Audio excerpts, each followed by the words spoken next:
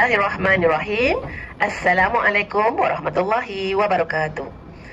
Terlebih dahulu ingin saya ucapkan ribuan terima kasih kepada ibu bapa yang dapat hadir pada hari ini untuk meraihkan sambutan Hari Raya Peringkat Sekolah yang julung-julung kalinya kita gabungkan dengan Hari Penetapan Target tahun 2025. Semoga dengan kehadiran ibu bapa pada hari ini akan dapat meningkatkan lagi semangat anak-anak, tuan-tuan dan puan-puan untuk lebih maju dalam pelajaran. Kerjasama yang tuan-tuan berikan pada hari ini sudah tentu akan memberi lebih impak kepada pihak sekolah untuk mencapai apa yang disasarkan. Saya sekali lagi ingin mengucapkan terima kasih kepada semua ibu bapa yang hadir pada hari ini dari warga Sekolah Kebangsaan Api-Api, dan semoga tidak terlambat untuk kami mengucapkan selamat Hari Raya Aidilfitri untuk semua. Terima kasih. Bismillahirrahmanirrahim. Assalamualaikum warahmatullahi wabarakatuh dan salam sejahtera.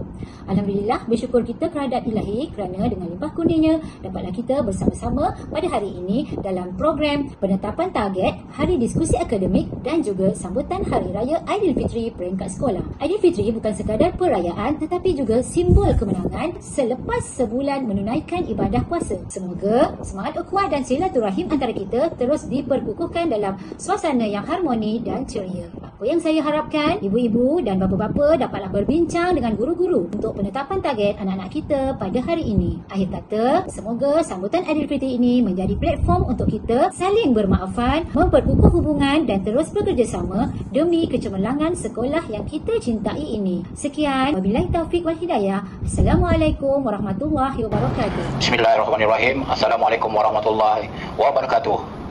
Terlebih dahulu saya memperkenalkan diri, saya Cikgu Rahmat bin Abdul Hamid, Guru Penolong Kanan Hal Ehwal Murid Sekolah Kebangsaan Api-Api.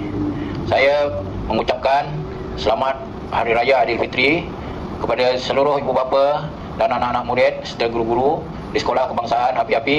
Semoga Hari Raya pada tahun ini penuh berkah dan lebih ceria lagi dengan sambutan-sambutan, terutama sambutan-sambutan dalam kelas, dan perubahan-perubahan pada tahun ini lah kita bersama-sama ibu bapa dan anak murid menyambut sambutan Hari Raya Aidilfitri dalam kelas masing-masing.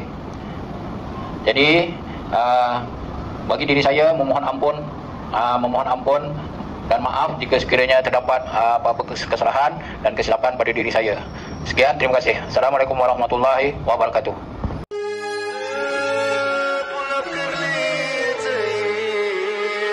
Gede banget.